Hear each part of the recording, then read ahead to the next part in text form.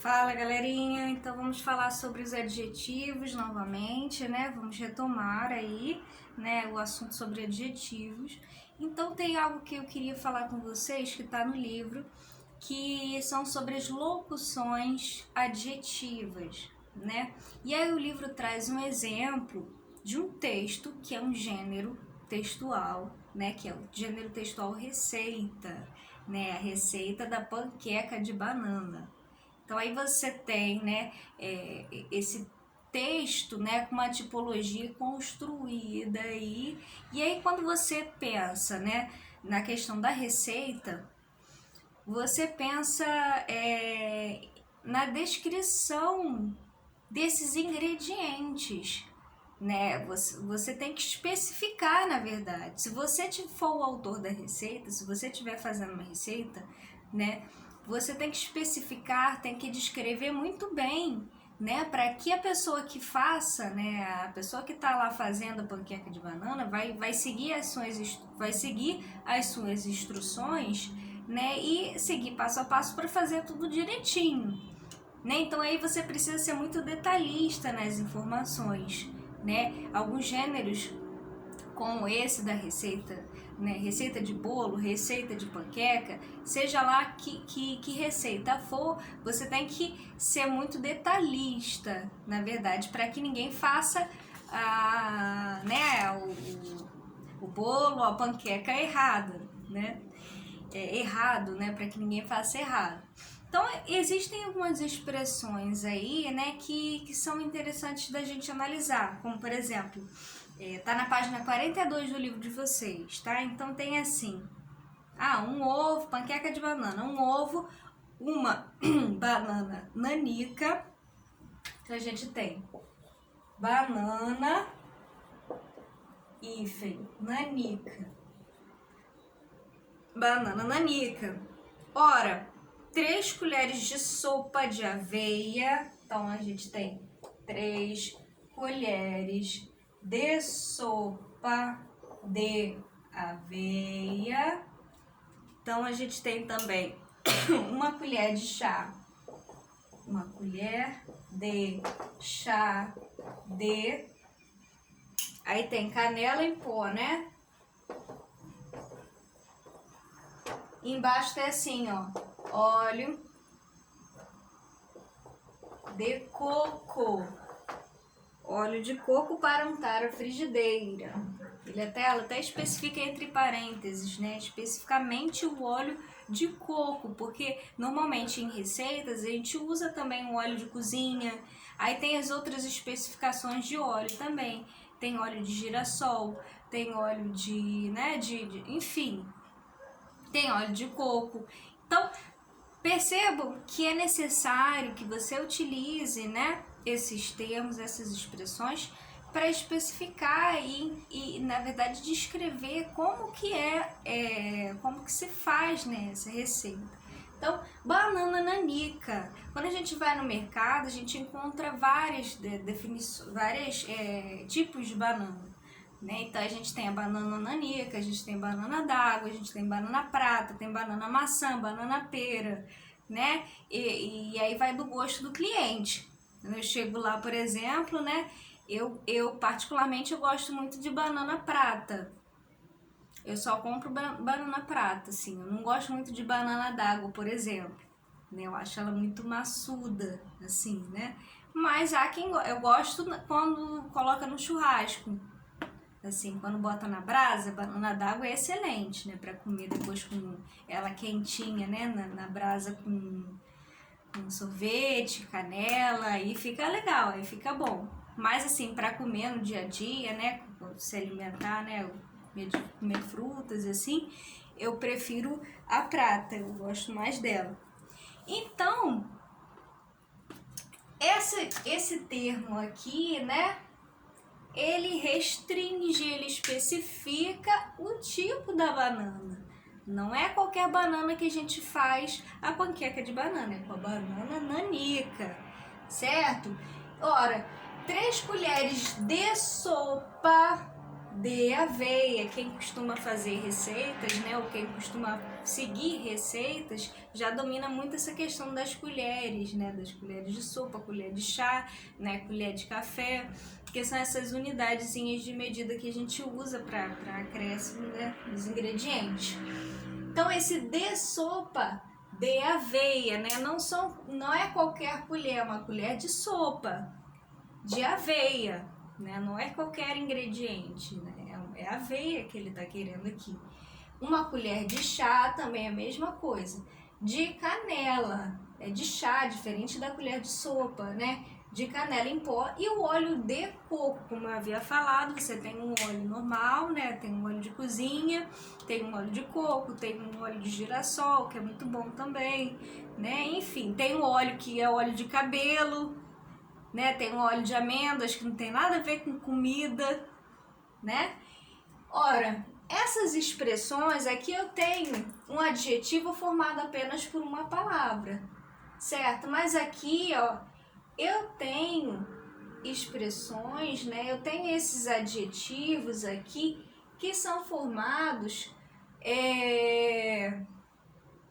por mais de uma palavra, né? Eu tenho aqui acompanhados deles, né? A preposição de. E aí eu vou encontrar, né? Eu não vou encontrar adjetivos como nós vimos na aula anterior, formados apenas por uma palavra. Às vezes o adjetivo ele pode ser uma expressão acompanhada de uma preposição e pode ser a preposição de, pode ser a preposição sem, pode ser a preposição com, né? E essas expressões formadas por duas ou mais palavras são chamadas de locuções adjetivas. Então, na página 48 desse mesmo capítulo, tem uma parte falando sobre as locuções adjetivas. Além do adjetivo, existem conjuntos de duas ou mais palavras que têm a função de caracterizar os substantivos. Ó, banana, colheres, colher e óleo, substantivos, certo? O que está caracterizando esses substantivos? Nanica, de sopa, de chá, de coco. Percebam, né, que esse conjunto de palavras, né, que desempenha o papel de um único adjetivo, nós os chamamos de locuções adjetivas. Então essas são as locuções adjetivas, tá? E existem ainda, né, a possibilidade, quando você tem algumas expressões, deixa eu apagar aqui rapidinho, você tem alguns casos em que você consegue fazer a substituição dessas locuções adjetivas por um único adjetivo. Quando a gente estuda latim, né? Por exemplo, o latim ajuda muita gente entender esses termos, né? Por exemplo, água da chuva, como está aí no caderno, no livro de vocês, ou água da chuva. Água da chuva, eu tenho aí esse da chuva. Ah, professora, a senhora falou que aí tem uma preposição da, né? Sim, aqui é a preposição. Ah, esse da chuva é uma locução adjetiva, né, professora? Sim, é uma locução adjetiva que está caracterizando, né, a chuva, que está especificando o tipo de chuva. Você tem água da pia, água da torneira, água da mangueira, água enfim. E você tem a água da chuva, né? Então eu estou caracterizando essa água, estou especificando essa água, né? Por meio dessa locução aqui, água da chuva. Agora existe um termo em latim, né? Que é pluvius, né? Que é chuva em latim, né? Que você pode fazer a substituição dessa expressão por uma só. Desse adjetivo, dessa locução adjetiva, você pode substituir por uma só. Então, água da chuva vai ficar água, não sei se já ouviram falar, né, desse termo, água pluvial. Água pluvial, pluvius, né? Chuva em latim, né? Referente à chuva. Temos também água do rio.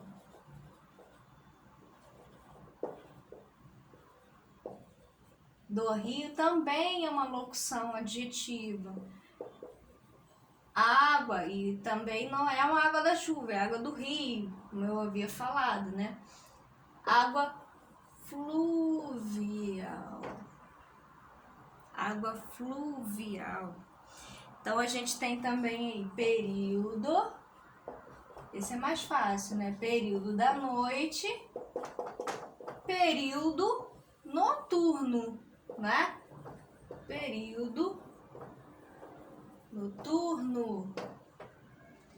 Carne de boi. Carne de boi. Carne bovina, certo? Carne bovina. Ora, consegui transformar as locuções aqui especificamente, né, em um adjetivo só. Então, aí como tá no livro de vocês, né, aí Mariana tinha um coração de anjo, Mariana tinha um coração angelical, né, o calendário da escola, o calendário escolar, certo?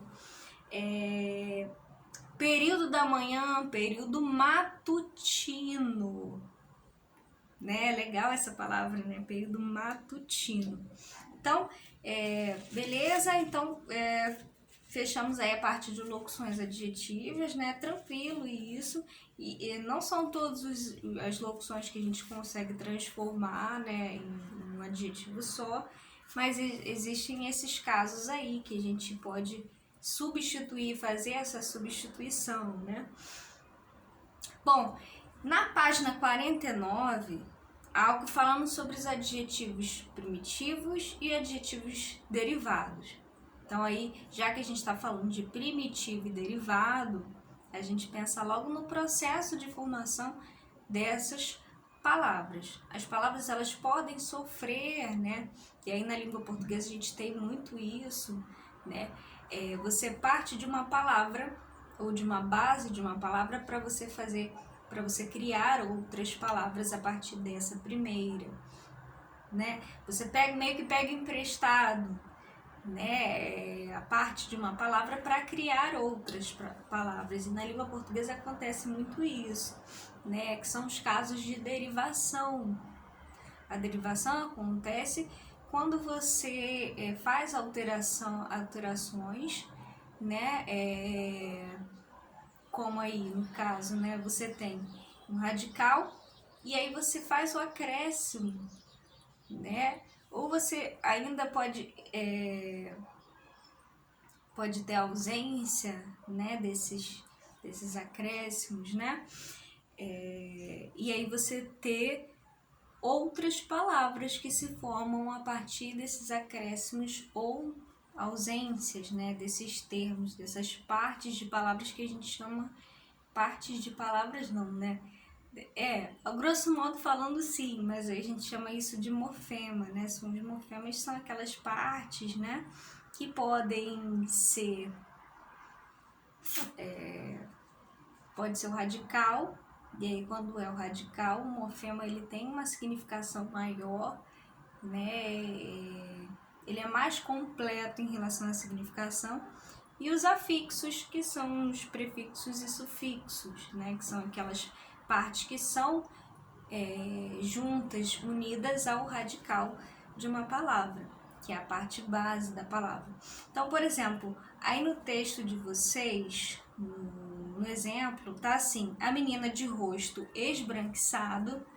Deixa eu botar aqui para vocês.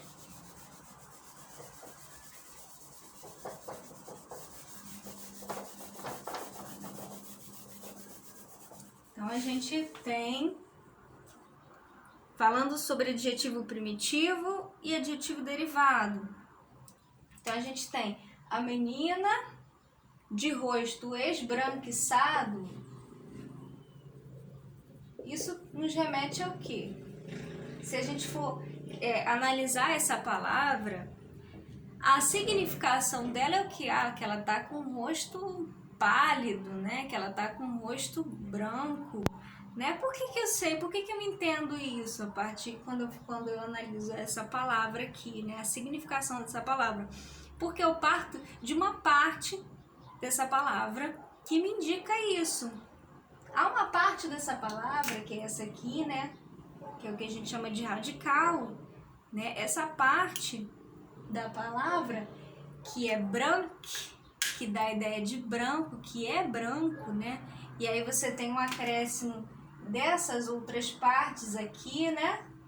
A esse radical, a essa base, que transforma o branco, né? Que é um adjetivo primitivo, em um adjetivo derivado, né? O derivado, ele vai se apropriar do primitivo para criar, para formar um outro adjetivo a partir desse primeiro, a partir dessa base, né? É o mesmo que corada.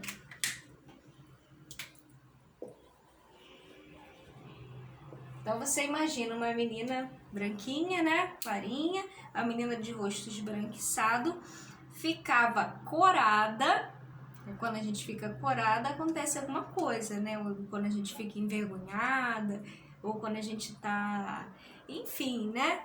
Quando a gente é mais novinha, né? As meninas, por exemplo, né? Ou os meninos também, né? Que tem um rosto mais clarinho, ficam... o sangue, né? Fica mais... Quando a gente tá com vergonha, por exemplo, quando a gente corre muito, faz muito exercício, a gente fica com o rosto vermelho, né? Aí ficava corada. Esse corada, qual é a base dessa palavra? Vem da onde essa palavra? Vem de cor, né? Corada vem de cor, certo? Então, cor é a base. Cor é a palavra primitiva, é o adjetivo primitivo que está dando aí, né? Um outro, está a partir desse ada, tá vendo? Dessa partezinha aqui, dessa palavra que foi agregada ao cor, né? Que é uma palavra primitiva, que é um adjetivo primitivo, formou um adjetivo derivado, certo? E aí a gente tem apaixonada também. Imagina, né? A menina que tinha o rosto branquinho ficou corada por quê? Por que ela ficou corada? Ao ver o menino por quem ela era apaixonada. Então aqui a gente tem, né? Ora, isso acontece com vocês? Ainda não, né? Espero que não, vocês são muito novinhos.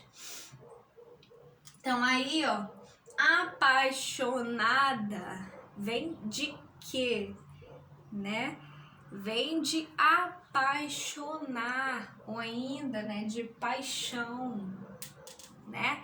Apaixonar é um verbo, né? Apaixonar é um verbo. Só que esse verbo aqui, ele tá uma roupagem de nome, né? Ele tá numa forma nominal aí, né, no caso. Apaixonar, no particípio, né? Apaixonada. Então, cada um desses adjetivos, eles são derivados dessas partes, né? Dessas bases aí, que são esses adjetivos primitivos. Cor, branco, né?